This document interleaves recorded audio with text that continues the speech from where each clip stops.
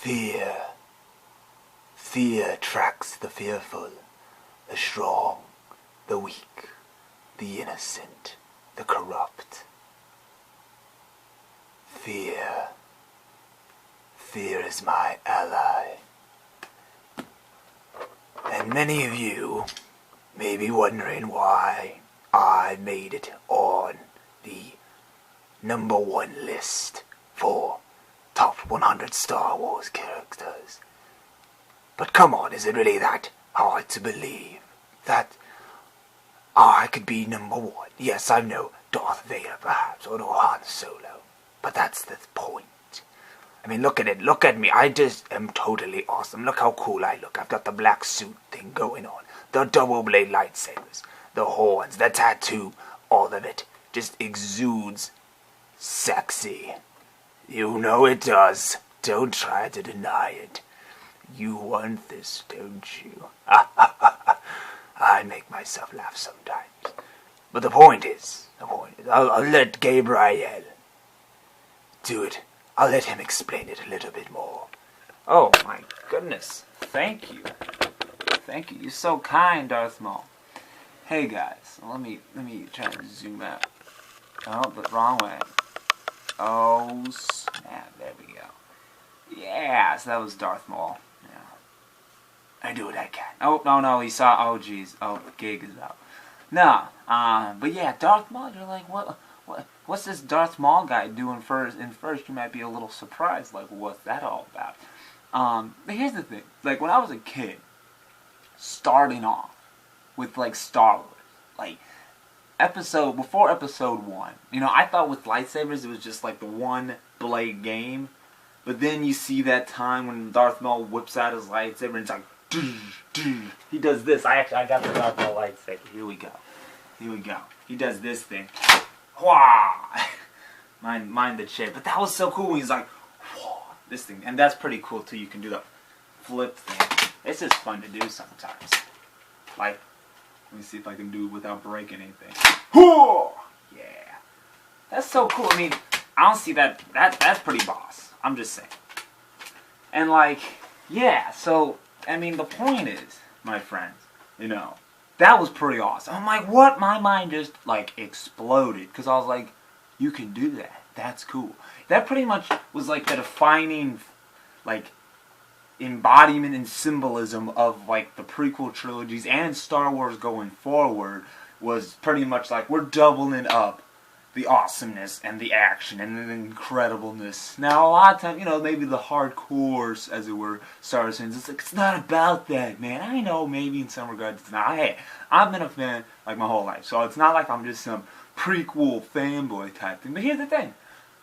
Star Wars Episode 1 was for my generation, you know what I mean? Like, I grew up with the prequel trilogy. So, like, yeah, I can relate that there's a lot in Episode 1 and 2 and 3 that I don't like, but at the same time, it's like, has that sort of ambiance and just overall vibe that I just really like, because it was for my time. And that's the thing about Star Wars, it speaks for our time, for the generation, you know? And so that was the stuff that we wanted, and George Lucas delivered. I mean, come on. He's so cool. And many of the reasons why I love Darth Maul, you could find very similar to that of Boba Fett, who plenty of people would regard as their #1, which is understandable. But here's the thing. Both are these guys who their actions speak louder than their words. And then they're also feared in the galaxy, you know, and they look pretty freaking awesome. I mean, Boba Fett's pretty boss. He was in the top 10, so he's pretty cool. But hey, I'm just saying though, Darth Maul, his death scene, he died a little bit cooler. I'm just gonna say, you know.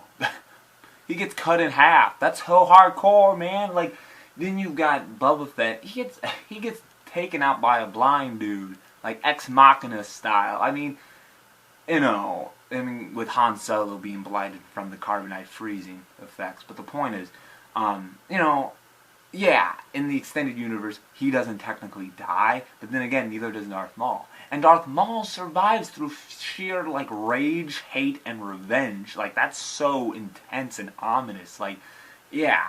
And, like, yeah, Darth Maul doesn't get a lot of lines, which I wish he did, but, like, it's just, he fights 2 freaking Jedi at the same time. That's so intense. It's just like, dang, you realize like that's so hardcore. And he kills a master, technically. I'm pretty sure, yeah, Qui-Gon was a master. He wasn't in the council, but he was a master. Yeah, because in order to be in the council, aside from Anakin, you had to be a master. But the point remains. I digress.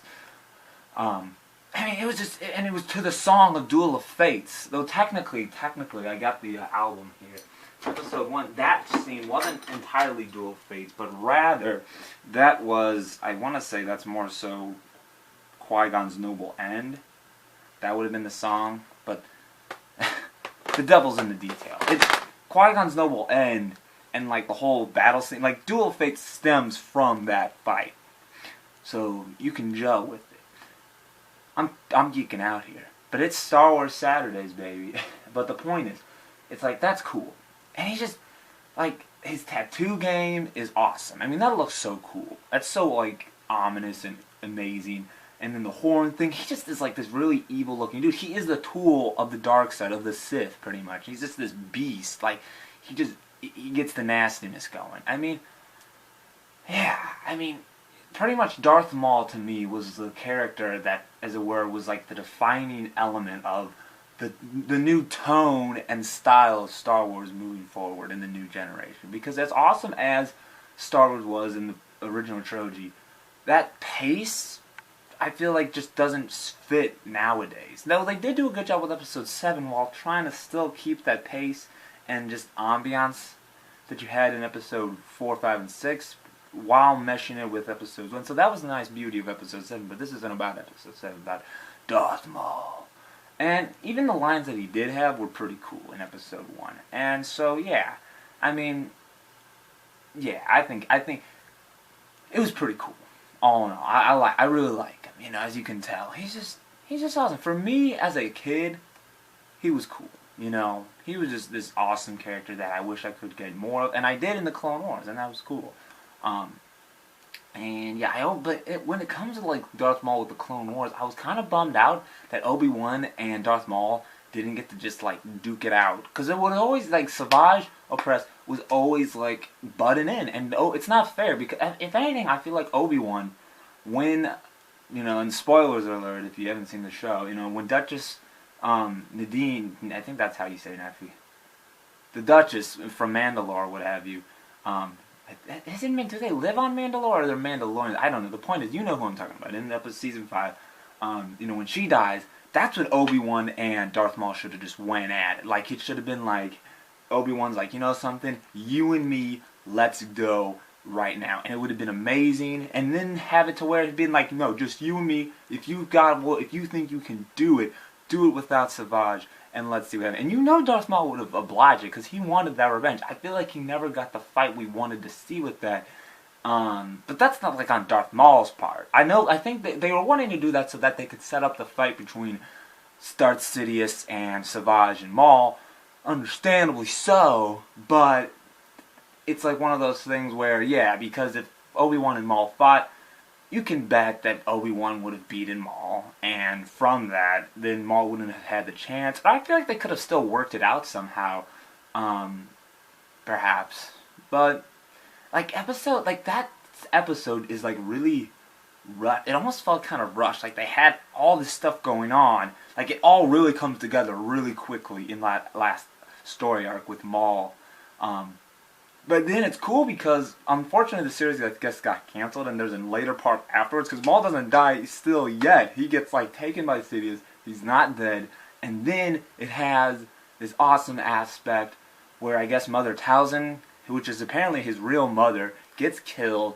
And now, I guess, Darth Maul is going to be in the Star Wars Rebels series, which, like, that's cool. But now he's, like, this old, like, he's more of a master. Like, maybe he doesn't have as much hate in him, because from the clip that I saw of him, for like the trailer, it doesn't sound like he's that same evil revenge type dude, or rather he doesn't have the hate as much. Maybe he'll teach him more of that gray Jedi stuff. I'm not sure. I haven't really kept up with the Rebel series. It just didn't really grab me like Clone Wars. And I think it not being on Netflix. If it was on Netflix, I'd probably get it going, and maybe it will come on Netflix. But the point is, it's like, it's cool to see them like sticking with Maul, like continuing his lore, and like, yeah, he's just cool. Like, I love that guy, that character where, you know, he gets taken from his family type thing, gets trained, and then becomes like this stone cold killer. I wish they would delve more into that struggle, perhaps, of what Darth Maul had to go through. You know, like the fact that, like, you know, he got trained like this, like, but he didn't really want to be like that, and like it's a change, him having a change of life. Perhaps that's what his new role in Rebels will be. Is like he's finally mellowed out a little bit more because he's not been like oppressed like you had in the past with all the rage and the hate and the anger. That's why I like actually like Asajj Ventress a lot, is because she's this character that has a lot of this anger on the dark side, but she progressively shifts. She starts off as a Jedi, turns to a Sith, and then becomes more of like a gray Jedi, maybe like a gray Sith, if that's anything. So that's cool. I like that element of it. And you realize that like she's just had a hard life, and she's that sort of redemption of it all. But anyways, this is an about Asajj Ventress. I'm just geeking out, man. I'm just reminiscing about the good old days of Star Wars and Darth Maul. And anywho, I'll see you guys later. I hope you guys enjoy. And that's why Darth Maul is my favorite Star Wars character of all time. See you guys, and may the Force be with you. Always.